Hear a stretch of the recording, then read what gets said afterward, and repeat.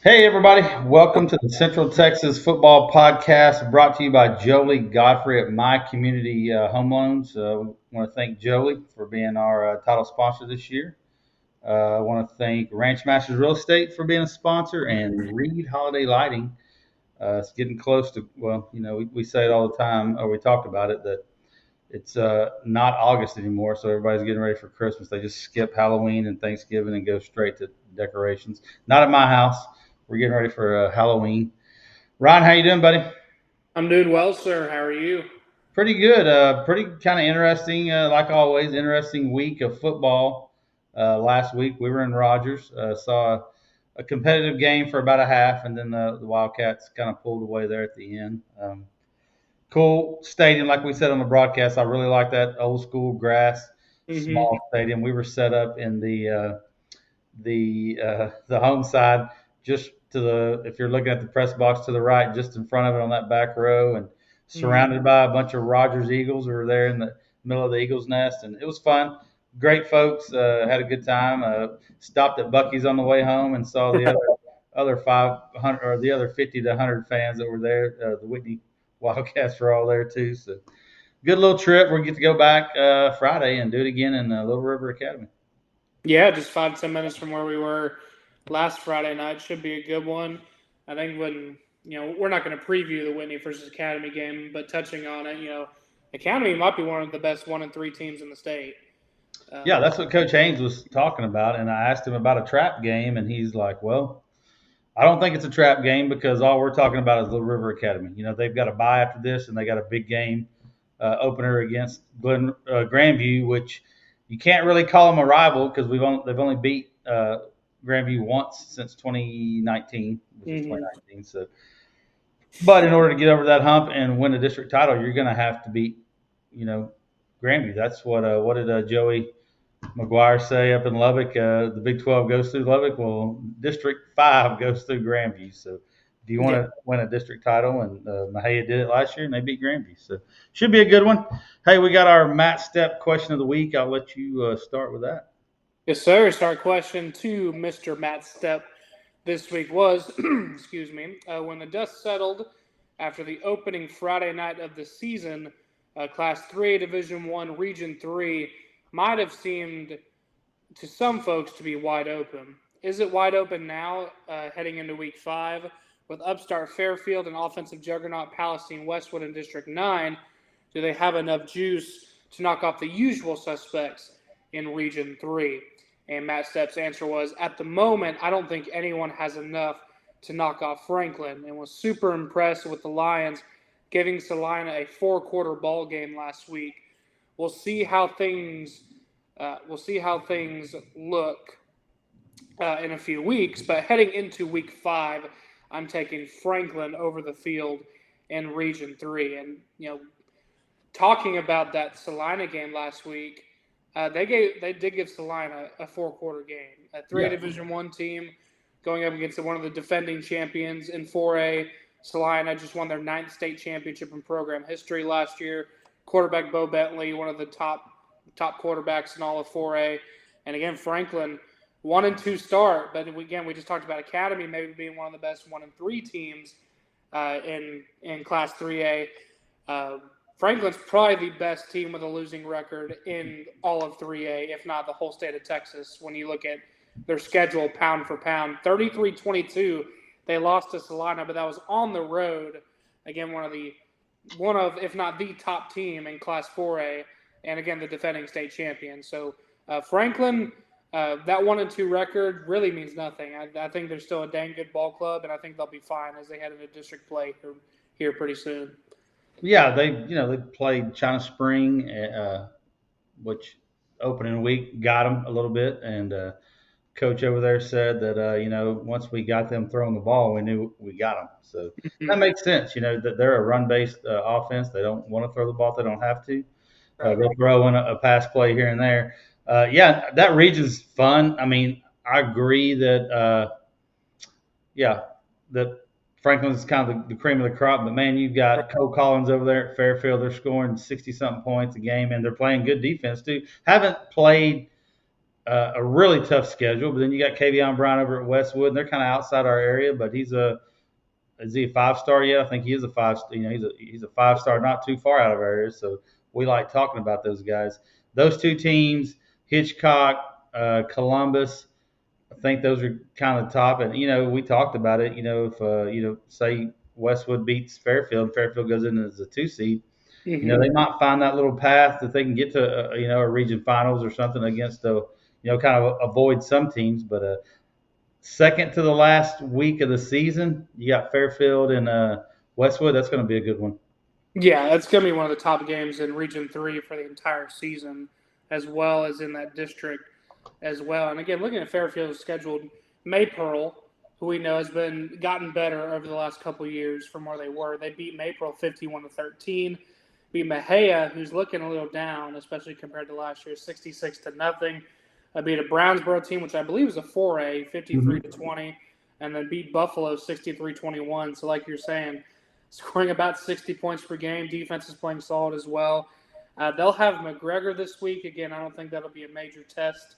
Brownsboro is probably the best team they've played so far, and that's probably simply because they're punching up.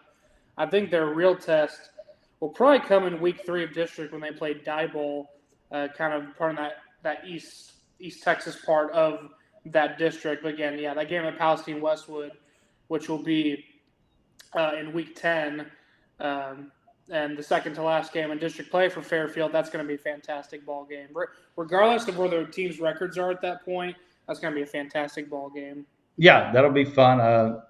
I don't know. We'll be somewhere calling a Wildcat game. Definitely going to have our eye on that one. Let's talk about something that happened about 15 miles down the road from me. And we knew about Rio Vista getting the district executive committee banned them from postseason play and made district games optional for their district mates, right? They appealed it to the state executive committee, and they kept the ban on postseason play. They overturned the district games, so you have to play district games against Rio. Right. But they also, what they did is they suspended a football player for 2 games, and also head coach, is it Matthew Woodard? Yes. Coach Woodard, 2 games. So, and we won't go into details, but I know, we're out here in the country. Everybody knows everything, everybody, and just from what I heard, it was kind of blatant and just doesn't look good. I hate it for the kids that didn't have anything to do with it. They were just showed up to play football. Rio was going to have a decent team. How they were, I thought they were going to be in the running for maybe a district championship or a 2nd or a 3rd seed for sure. Now that kind of goes away, and you look at. We'll talk about that district real quick. We talked about it with Terry earlier on his regional show with Sideline to Sideline. You got to say Asheville's a favorite after knocking off Crawford. Absolutely. Bosqueville, Valley Mills, I kind of got them side by side because of, I think Valley Mills went and everything I've heard about DeLeon is they are really good. Yeah. I mean, really good. And, Valley Mills hung in there for a while. 21-41 was the final. Not horrible when you look at where each team is. DeLeon's a top 10. Valley Mills is trying to get there. And then Bosqueville knocking off, and we'll talk about that game and the actual game here in a little bit, knocking off Rosebud Lot. And I kind of thought Rosebud Lot was ahead. I thought they were both trending up, but I thought Rosebud was, quite a bit of ways ahead of Bosqueville. But Coach Reggie Patrick and his Bulldogs went, and, man, heck of a game for them. Yeah, and like you mentioned, and we'll start with the review with that one. Bosqueville 35, Rosebud Lot 21. Coach Brandon Hicks, Cougar squad, unable to get it done against Bosqueville. And I think that's a surprising result as well. I mean, when we previewed this game last week, I can't remember. I know for a fact I went for Rosebud Lot. I can't recall. I did too. Yeah. Okay, so we both did. And, yeah, this is a statement win for Bosqueville in pre-district play. And a great win for the Bulldogs. I'm trying to see, do they start district this week? They have Axel, don't they? They have Itasca. Oh, Itasca, okay. In there, they actually closed the regular season out against Axel on Halloween night. So I guess they're, again, 4-0 start. They're opting, like their last game will be in week 10. So week 11, which is November 7th, is the final week of the regular season, and that's when their bye week hits. So that will, things go well for Bosqueville and district. They'll play their district. If they secure a playoff spot, they'll have that bye week heading into the playoffs, which would be huge. And again, 4-0, fantastic start. Wins against Bartlett, Milano, Meridian, and Rosebud Lodge. Rosebud Lodge probably their best win out of those four. A great statement win over a really solid Cougar ball club.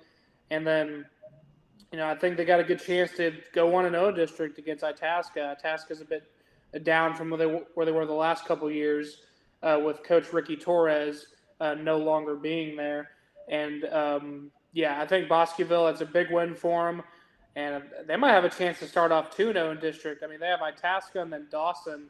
They might not have, if they keep playing like they have been, they probably won't get a true test until the third game in district play, which will be October 10th when they take on Valley Mills on the road. Yeah, and the thing that kind of stood out is the defensive side. I know the score was 21-35, but if you look at the offensive stats for Rosebud Lott, didn't throw the ball well, didn't run the ball well. Dax Ferris for Bosqueville, I think he went 18 for over 200 yards. He was up for the one of the Player of the Week awards. So yeah, big win for Coach Reggie Patrick and the Bosqueville Bulldogs, and it just makes that what is that, District 7 or I believe so. Yes. That District 7 2AD1 District 7 race just that much more fun because Bosqueville's going to be pretty good. Valley Mills is pretty good. Asheville's pretty good, so yes, it's fun. Yeah, that could be the top three out of that district. When you look at number 4, and again, it depends on Rio Vista. Of course, they won't make the postseason, but I don't see Itasca clinching that 4th playoff spot. It'll probably be a dogfight since Rio Vista will be out of the picture. Probably a dogfight between Italy and Dawson. Yeah, and Italy's kind of shown a little bit of I think Clifton beat them, and then I think they won last week, so they kind of shown a little bit of spark there. But yeah, it'll be interesting. And then another game we talked about last week a little bit. Robinson 41, Glen Rose 40, an absolute shootout. Was this game? I can't remember. Was this game at Glen Rose or was it? It was at Robinson. Yeah, it was at Rocket Field. Yeah. Okay, yeah, absolute shootout. 81 total points scored. I mean, this is, Robinson. I think defensively they've been solid so far, but Glen Rose kind of, we've seen as a little bit down this year, kind of had an offensive outburst, scoring 40 points. I think that's the first time they've hit 40 points all season. Yeah, looking like they kind of found their stride there for a little bit. They were up 40-21 with 3 minutes left in the third quarter, and then Robinson comes back and scores 20 unanswered points and actually takes the lead with 40 seconds left to play. Glen Rose gets the ball back, gets it down within Hail Mary range, and the ball just falls to the ground. Evan Marino, again, 32 carries for 277 yards, 3 touchdowns. Kid is really, really good.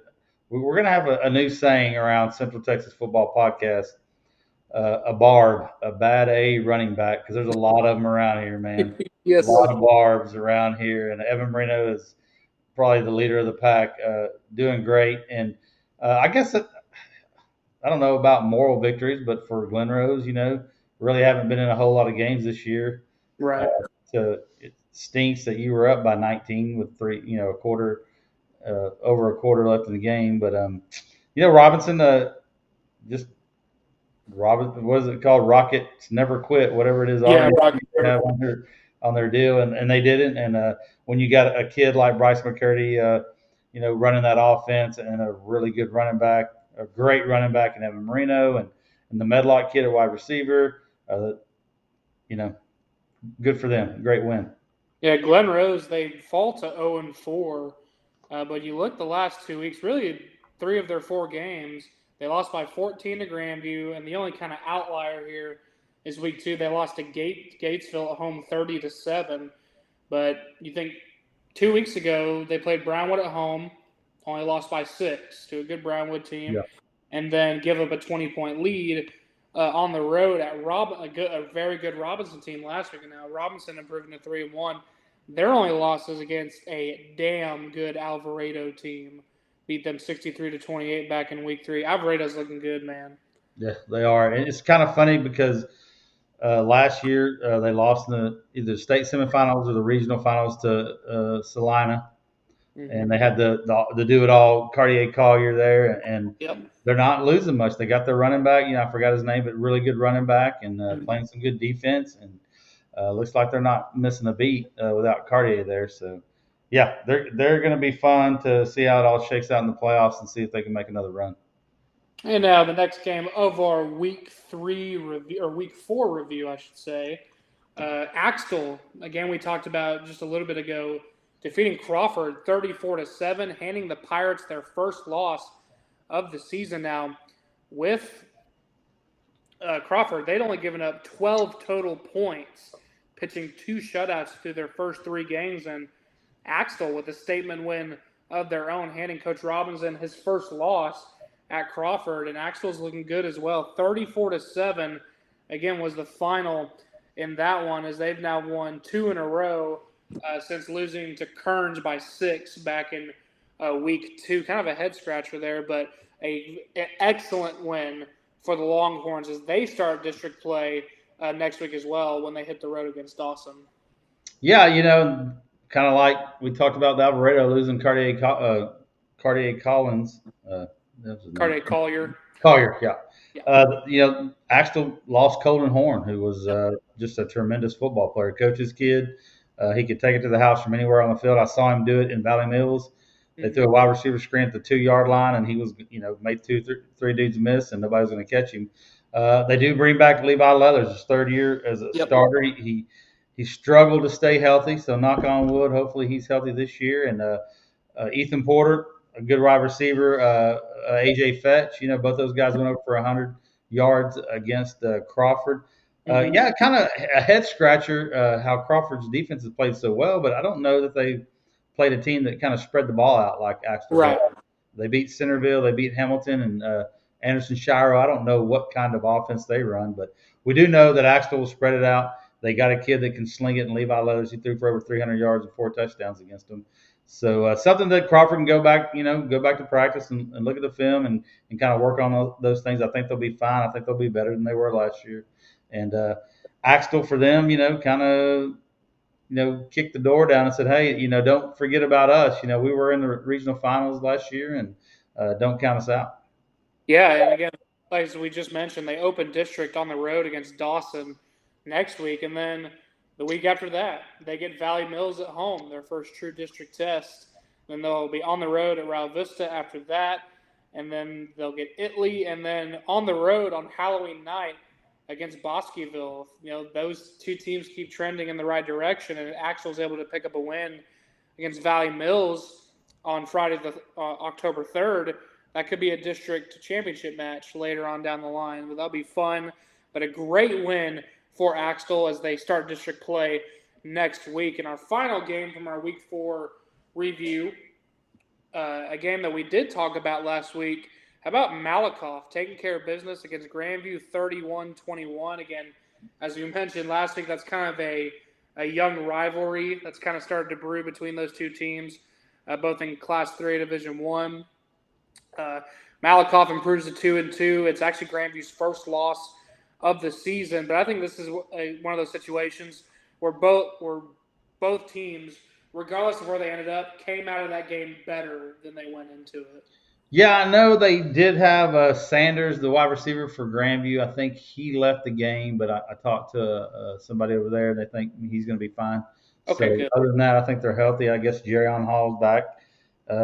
He came back last week. Yeah, I picked Grandview to win it just based off their resume, both teams, And Malakoff, and I think we talked about it. Hey, we're definitely not counting Malakoff out of winning this game. It's just on paper, it looks like Grandview's the better team. Right. And I talked about it with Terry. Malakoff, and it's cliche, they don't rebuild. They got kids ready to go. They just may have to get a little bit of experience and just reload. They got all the talent in the world over there. Breaking in Canyon Marsh, a new quarterback. And so I think they replaced a lot of guys on the defensive side of the ball. Looks like they're hitting their stride. This is probably going to be the toughest game they'll play No, who's in that district? I don't think they've got Winsboro. No, Winsboro's not in that district. No, They may have a decent game or two in district, but yeah, it looks like Malakoff's fine. They lost a couple of games, but I think Grandview. Going into this game, I was touting Grandview as a top 10, top 5 type of team, and so that's a big win for Malakoff, and I think Grandview they'll be fine. yeah, a great one for Malakoff is they start district play. They don't. Malakoff does not play this week. They'll start district play after their bye week. So their next game will be Friday, October 3rd at Commerce. And again, they are in the same district as Winsboro. You were right. That's who they will close the regular season with. It will be at home against Winsboro. So you were right. My apologies there. Yeah, Winsboro is now the number 1 team in the state, so that's a big game for them. Yeah, but if things go well, they should. I'm not saying they're going to mow through the competition in the district, but up to that point. But if things shake out between those two teams like we would expect on paper, at least, they're probably going to the last game of the season. They're probably both going to be unbeaten in district play, and having an undefeated district matchup for the title game to close out the regular season. Shoot, if we weren't doing play-by-play in color for Whitney, that'd probably be a game I'd want to go to. That'd be a good one. In Grandview, so that they got a Thursday night game. They're playing. They're going to be at Longview Spring Hill, who's a 4A team, but they're 1-3. They opened their season with a win against I think Gladewater's Sabine in week 1, but ever since then they've lost 3 straight. Yeah. So I think it should be a good opportunity for the Zebras to have a get right game, punching up in competition at the same time, because like Whitney, they'll be going. I think every team in that district too. They'll be going into their bye week following Thursday and Friday night, and then the district opener for the Zebras will be at Grandview, and that could be an early district championship matchup. I think in Dave Campbell's they had Grandview number 1 and Whitney number 2. Yeah. So if things have continued to play out the way they have, again, Grandview, despite the loss of Malakoff, they're going to be just fine. They're still going to be a darn good football team. They're still probably going to be the biggest test for everyone in District 5, 3A Division 1, as they are the favorites to win that one here in 2025. I like Coach Ebner's scheduling that game on a Thursday, so he gets the extra day of practice in that bye week.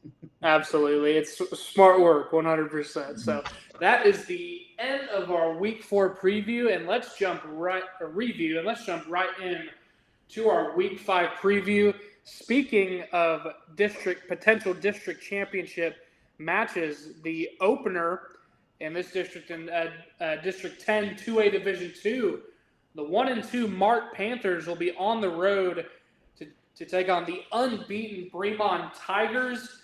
Jeff Kozowski's ball club, 3-0. His son, Sam Kozowski, is the starting quarterback. He's been playing well, 600 total yards, 7 touchdowns, and he's completed nearly 80% of his passes on the season. I think Mart is better than their 1-2 record would suggest. I think in both losses, they're punching up 3 classifications against Whitney and Maypearl. This should be a good one. Yeah, and it's good that Mart's going to play someone their own size. Right. I think Bremon's going to be too much, but it'll be a good gauge for Mart to see kind of where they're at. Bremont, Kozowski, like you said, and Tank Scott, the great running back. He's another barb that we have here in Central Texas. Yeah. So when we Mart can score points. The DeQuinn Preston kid, I was really impressed with him. Big dude, run the ball. They got a new quarterback. We haven't seen. Did their quarterback get hurt? I'm not sure. I'm not sure if he got hurt. I was just looking at the stat sheet, but the senior, whenever we called the game against when they were on the road at Whitney in the season opener, they had Elijah Smith, who is a senior right-handed quarterback in there.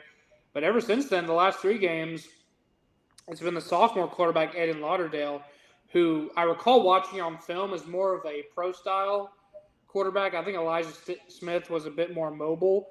And I didn't really check Elijah Smith for any receiver stats, so I don't know if he got hurt or if they moved him out to receiver. I'm not quite sure what happened there. But regardless, the last 3 games have been started by Aiden Lauderdale. But I still think the strength of the Smart offense, like it always has been, for as long as we can remember is the run game. I mean, we just mentioned DeQuinn Preston. Running back Ahmad Scott has about just as many rushing yards and a couple touchdowns on the ground himself. I think, and they have a couple solid defensive players. Octavius Gillespie had a pretty solid game against Whitney. He had a fumble recovery. Defensive lineman DeMaurice Rhodes and defensive lineman Jaden Gilkey. The front seven of this Mart team is absolutely the strength. I don't think there's any doubt about that. And, of course, offensively, again, their strength is definitely up front and in the run game.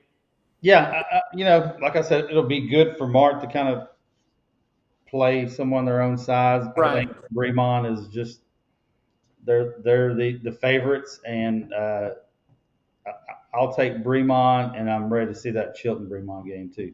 Yeah, and like we mentioned at the top, or I mentioned at the top that this could be an early District 10 2A Division II title game in the district. That Chilton probably has something to say about it. They started the season 3-0. They've been fantastic all year as well. But for Bremont, I think you're right.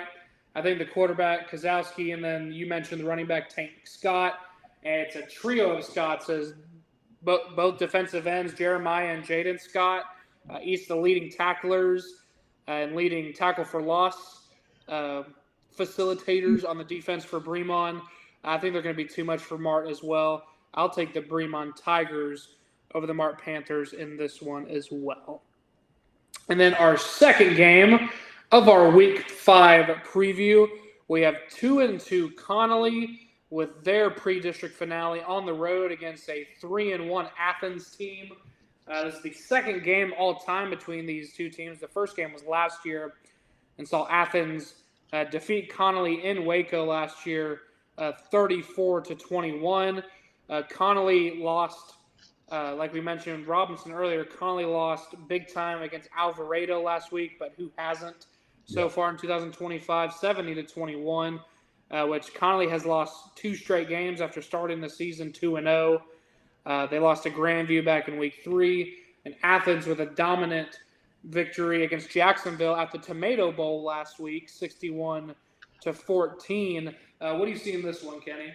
Well, when I kind of put this on here, I forgot.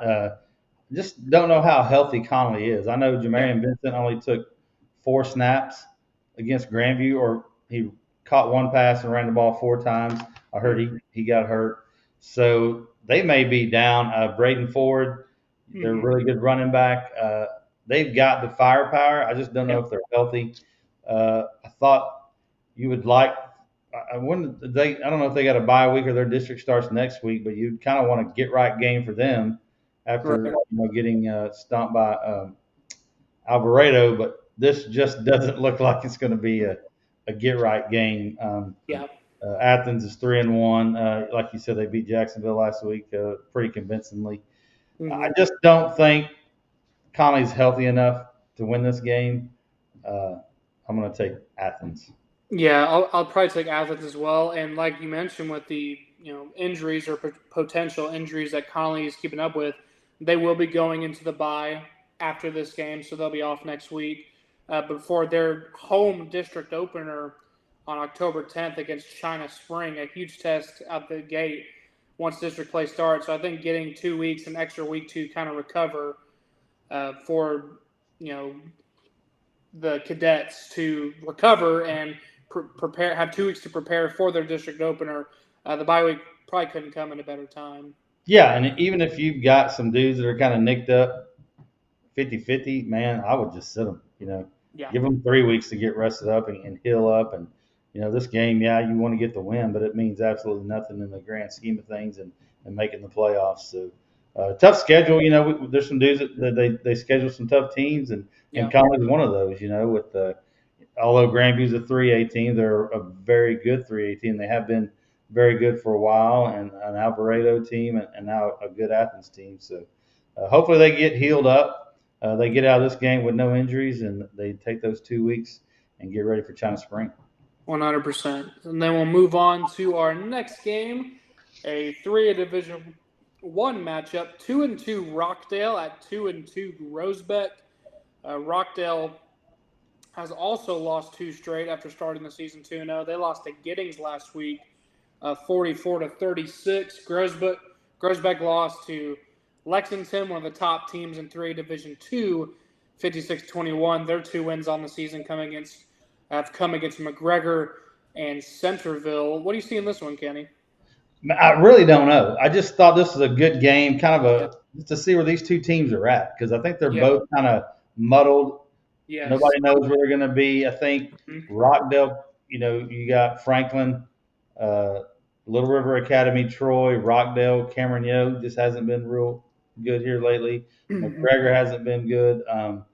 So it's Rockdale. They got a quarterback, Grayson Williams, that throws for a ton of yards, 1,200 yards and 14 touchdowns. A pretty good receiver in DeAndre Stevens, who's at almost 600 yards receiving.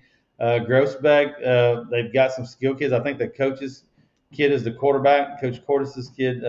Some stat lines I saw had him playing quarterback. I think it'll be interesting. These two teams, I think they're going to be fighting for a number 4 spot in Mhm. the playoffs, and it'll be I don't Grossbeck. Grossbeck didn't make the playoffs last year, and Coach Bomar's last year they got shut out. I don't know if Rockdale went to the playoffs or not last year. Rockdale, I can check real quick. Rockdale has been down for the past couple of years. They're not relatively too far from a state championship appearance. I think it was back in No, 2017 they made it. yeah, I was there at that one. Yeah, I think that was against CO. I can't It remember. was Brock, wasn't It was Brock. You're absolutely it? right. Beat Brock. They finished 3-7 last year, missed the playoffs. So they probably haven't made it in at least 2 seasons. And then Groesbeck didn't make it last year. But I think, again, in both of these districts, Groesbeck may have a chance to maybe snatch up that 4th playoff spot if they're able to get ahead of Mejia, who, again, is down compared to where they've been last year. Rockdale, I think Rockdale would have a good chance. They got a good chance to get some wins. I think they'll win against McGregor. I think they'll have 2 solid chances to get wins against Cameron Yo and possibly Troy. But against Little River Academy and Franklin, I think both those games will be in favor of the opposition. But I think Rockdale has a better chance to make a playoff spot out of their district than Groesbeck does in District 5. Yeah, I think I'm going to go with Rockdale to win this. I think that it looks like their offense can move the ball and just limit those mistakes, and I think they'll get this. I'll take the Rockdale Tigers on the road as well. And then we will close out our Week 5 preview with one of the top matchups, not just in Central Texas, although it's technically just west of Fort Worth, but in the entire state of Texas. 3-1 La Vega, their lone loss coming against Salina back in Week 2 against unbeaten Stephenville. This one will be Friday night at the brand new Art Briles Stadium over in Erath County. This is going to be a banger. I am fired up for this one, although I won't be able to see it. It'll definitely be one of the scores that we're keeping an eye on while we're down in Bell County on Friday night. Stephenville, as we mentioned, unbeaten, and they've been pretty damn good. They win by an average of 36 points per game, and their defense gives up just under 7 points per game. La Vega could be their biggest test of the season up to this point, but Stephenville, man, they look like world beaters at this point. Yeah, and La Vega. I think I was talking to some Terry maybe about this game earlier, and the Sly game was a 1-score game there at half, so they didn't get really blown out.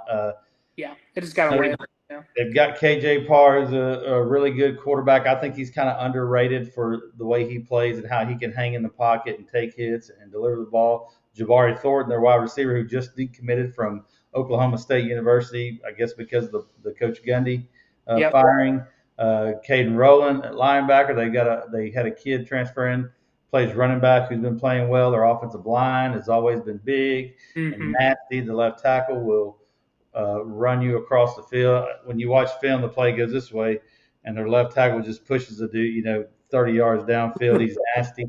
I had his name. I wrote it down, but I forgot it. So big physical team, but they're going to go up against a big physical team in Stephenville. Yeah.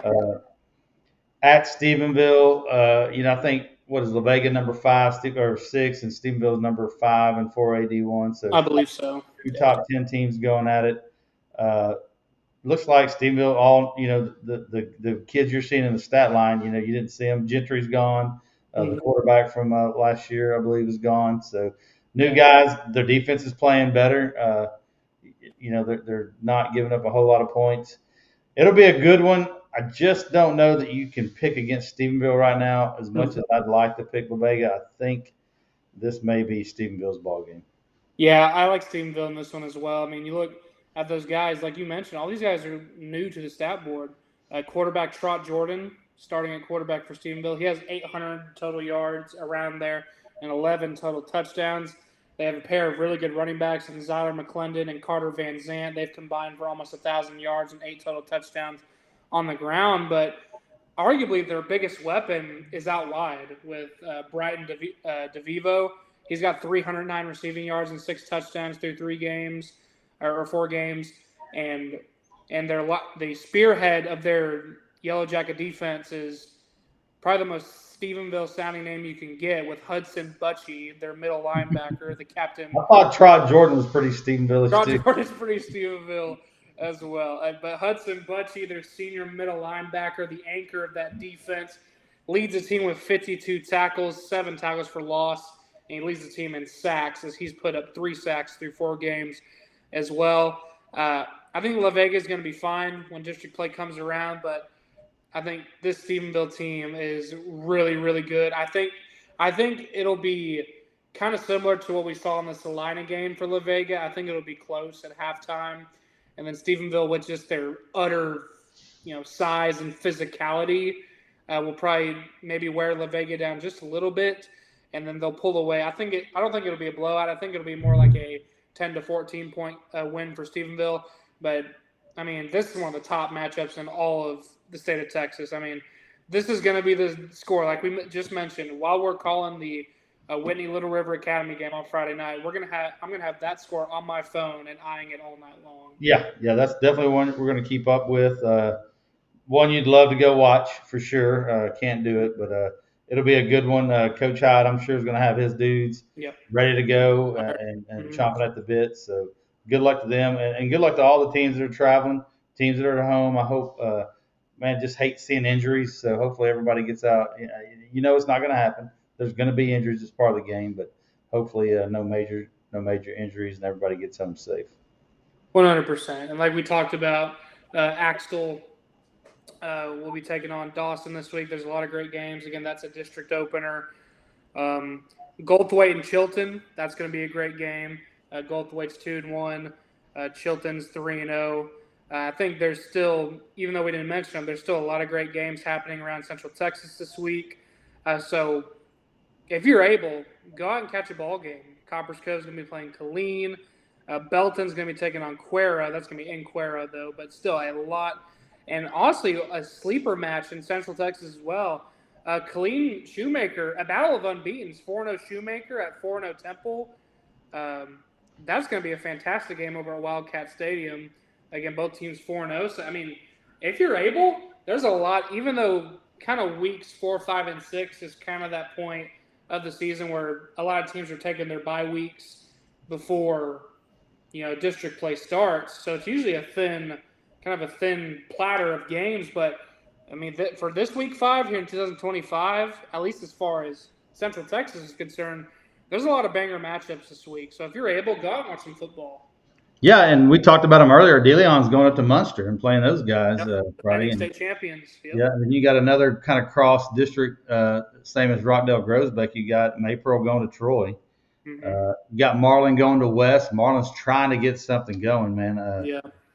Just haven't been real successful this year. They're 0-4 and just really haven't been in any games this year. Tough schedule: Lexington, Honeygrove, Chilton, Hearn. But they just really haven't been in any games this year. So you hope Coach Rogers and them get that one turned around. Hey, we want to thank y'all for another week of Central Texas Football Podcast brought to you by Jolie Godfrey at My Community Loans. We want to thank you for being a title sponsor. And if you're looking for a home loan, you can go to Facebook and find her at Jolie Godfrey, JolieGodfrey. Godfrey, Godfrey. She will help you out with whatever you need. Refinance, new construction, whatever. She can do it all. She's a whiz at it, probably the best in the state. And thank you, Ranch Masters. If you need some kind of, if you're wanting to buy something here in the Central Texas area, or Oklahoma, they do ranches up in Colorado. Look for Ranch Masters Real Estate on Facebook. And when you're ready to get them Christmas lights on, Reed Holiday Lighting. Get the Reed boys to hook you up. They'll come out and put them on your house, put them in your trees, put them on your front entrance of your gate. Whatever you need, they'll get you taken care of. Absolutely. And again, a quick shout out to our guys over at L4 Media, Terry and Brett. Thank them as always for everything they do for the Central Texas Football Podcast. And again, if you're able, I think the weather's going to be nice this week. I think the bad weather has sort of passed here on Wednesday. I think we got some cool weather coming in. It's starting to feel like fall. We're officially in fall now. Yep. So the weather, we're starting to get real football weather. So if you're able, go out and watch some football tonight. Yeah, Matt Stepp, question of the week. Thank you, Matt. Yes, as well. All right, y'all have a good one. We're going to shut it down here from the worldwide headquarters in Huron, Texas.